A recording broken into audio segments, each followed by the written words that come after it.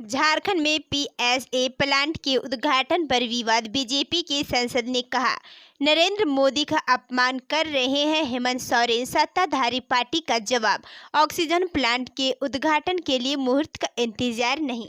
झारखंड में अब PSA plant के उद्घाटन पर विवाद शुरू हो गया है। राज्य के सीएम हेमंत सोरेन बुधवार को राज्य के कई हेल्थ सुविधाओं का उद्घाटन कर रहे हैं। इसमें पीएम केयर फंड से 19 जिलों में 27 स्थानों पर लगे पीएसए प्लांट भी शामिल है।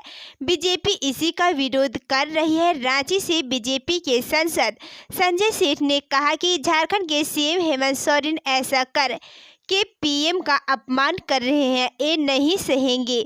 वहीं सत्ताधारी पार्टी जेएमएम के केंद्रीय महासचिव सह प्रवक्ता सुप्रीमो भट्टाचार्य ने संजय सेठ को जवाब दिया है। दैनिक भास्कर ने बात करते हुए उन्होंने कहा कि ऑक्सीजन एलेसियन कमेटी में आता है, इसके लिए मुहूर्त का इंतजार नहीं किया जा सकता है। झारखंड कांग्रेस के नेता आज यूपी कूच करेंगे। प्रियंका गांधी की रिहाई के लिए प्रदेश अध्यक्ष की अगुवाई में मंत्री, विधायक और जिला अध्यक्ष का जत्था सड़क मार्च से जाएगा यूपी। झारखंड प्रदेश कमेटी के नेता बुधवार को यूपी कूच करेंगे। प्रदेश अध्यक्ष राजेश ठाकुर की अगुवाई में मंत्री बन्ना गुप्ता और बादल पत्रलेख के साथ कांग्रेस के विधायक और दर्जनों की संख्या में जिला अध्यक्ष का जत्था रवाना होगा। एक कांग्रेस की महासचिव प्रियंका गांधी की रिहाई की मांग और किसानों पर हुई दमनात्मक कार्रवाई के विरोध में करने यूपी जा रहे कांग्रेस के प्रदेश अध्यक्ष राजेश ठाकुर ने कहा कि बीजेपी सरकार की नीतियों का विरोध दर्ज कराने कांग्रेस का जत्था सड़क मार्ग से यूपी के लिए रवाना होगा। ये जत्था झारखंड के लातेहार, पलामू, गढ़वा होते हुए यूपी में प्रवेश करेगा। इसमें कांग्रेस के सभी कार्यकारी अध्यक्ष भी शामिल रहेंगे। माइंस संचालन के विवाद में महिला को मारी गोली। माइंस संचालक सीताराम तिवारी बेटे सहित 40 लोगों को लेकर पहुंचा था धमकाने। पति को मारी थी गोली, पर पत्नी हुई जख्मी। मेदिनीनगर में माइंस संचालन में पैसे के विवाद को लेकर संतोष साहू की पत्नी अजंती देवी को गोली मार दी गई। गोली महिला की जांघ में लगी है, उसका इलाज एएमसीएच में चल रहा है। घटना सदर थाना क्षेत्र के पिपराडीह की है। माइंस संचालक रेडमा निवासी सीताराम तिवारी का पैसे को लेकर कुछ दिनों से जख्मी महिला के परिवार से विवाद चल रहा था। इसी बीच बुधवार को सीताराम अपने बेटे समेत 20 बाइक पर 40 लोगों के साथ उसके घर पहुंचा था। सभी हथियार लेकर महिला के पति मनोज को खोज रहे थे। इसी बीच मनोज को देख उन्होंने गोली चला दी, जिसमें मनोज तो बच गया, पर गोली उसकी पत्नी को लग गई। गोली की आवाज़ सुनकर ग्रामीण एकजुट हो गए, जिसके बाद अपराधी जैसे तैसे गांव से भाग गए। इस दौरान उनकी 5 बाइक वहीं छूट गई। सभी बाइक को पुलिस ने जब्त कर लिया। साथ ही माइनिंग कार्य में लगे एक पोकलेन और मोटर पंप को भी जब्त कर थाना ले गए। 20 दिन बाद शिक्षा विभाग को आई बच्चों की याद। जैक सेक्रेटरी को रिजल्ट जारी करने का दिया अधिकार, अभी तक नहीं हो सकी है चेयरमैन और वाइस चेयरमैन की नियुक्ति। दशहरा से पहले जारी होंगे सभी रिजल्ट।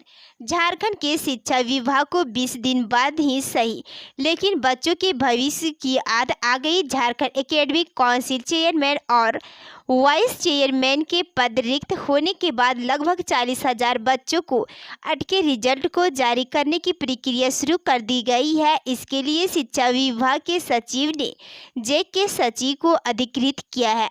अधिकार मिलते ही जैक ने रिजल्ट की घोषणा शुरू कर दी। सबसे पहले मेडिकल और इंजीनियरिंग कॉलेजों में एडमिशन की तैयारी के लिए सरकार की ओर से संचालित आकांक्षा के लिए आयोजित परीक्षा के परिणाम की घोषणा की गई। इसके अलावा इंदिरा गांधी बालिका विद्यालय की प्रवेश परीक्षा का रिजल्ट भी जारी हो गया है। इसके साथ ही जैक मैट्रिक और इंटर की पूरक परीक्षा के रिजल्ट को भी जारी करने की प्रक्रिया में भी जुट गया है। जैक सूत्रों की माने तो दशहरा से पहले मैट्रिक इंटर का रिजल्ट जारी कर दिया जाएगा। थर्ड वेव को लेकर झारखंड सरकार सजग।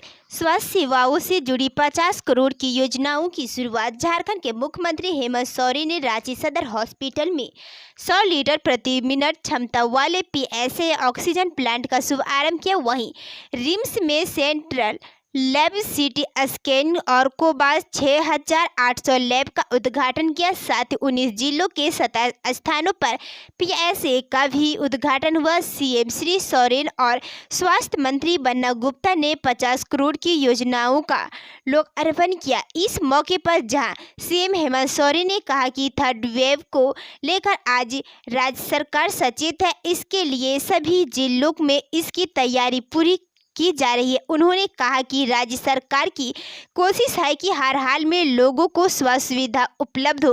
वहीं स्वास्थ्य मंत्री बन्ना गुप्ता ने कहा कि सरकार राज्यवासियों के स्वास्थ्य को लेकर काफ़ी गंभीर है। यही कारण है कि विभिन्न जिलों में स्वास्थ्य संबंधी सेवाओं को लेकर कई योजनाओं को शुरू किया जा रहा है। कोरोना जैसी महामारी में राज्य सरकार ने सीमित संसाधनों के बावजूद अन्य राज्यों की तुलना में बेहतर कार्य किया है।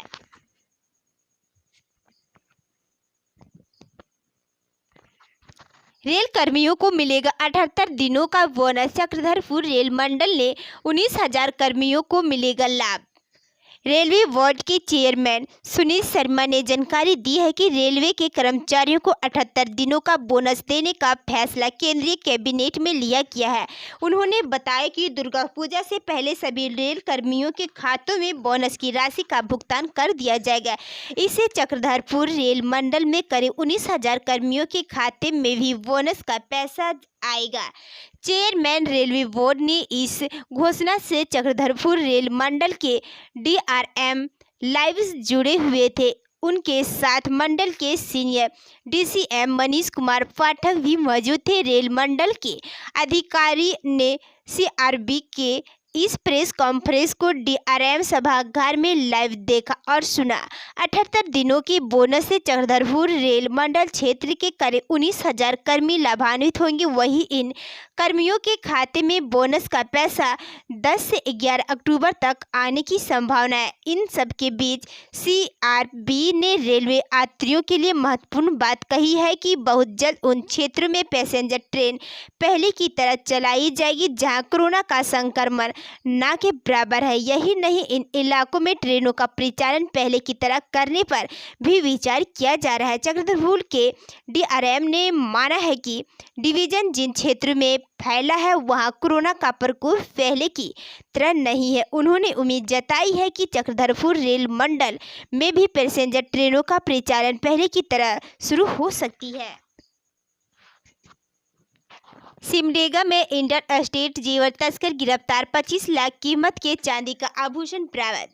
सिमडेगा जिले के बांसजोर पुलिस ने 25 लाख रुपये कीमत की 38 किलो 830 ग्राम चांदी के साथ 2 इंटर स्टेट जेवर तस्कर को गिरफ्तार किया। यह कार्रवाई गुप्त सूचना के आधार पर हुई है। गिरफ्तार दोनों आरोपी साहिबगंज जिला के निवासी है। वहीं अभियान में शामिल पुलिस टीम को SP ने पुरस्कृत भी किया है। SP डॉक्टर शम्स तबरेज ने पत्रकारों को बताया कि गुप्त सूचना के आधार पर ओडिशा और झारखंड सीमा पर स्थित बांसजोर थाना इलाके के महुआ टोली में अपराध नियंत्रण को लेकर वाहन चेकिंग अभियान चलाया जा रहा था। इसी क्रम में एक सादे रंग की स्कॉर्पियो कार को रोका गया। स्कॉर्पियो कार के रुकते ही कार में सवार कुछ लोग जंगल की ओर भागने में सफल हो गए, जबकि 2 व्यक्ति को पुलिस ने दौड़ाकर पकड़ लिया। उन्होंने कहा कि इस दौरान स्कॉर्पियो की तलाशी ली गई।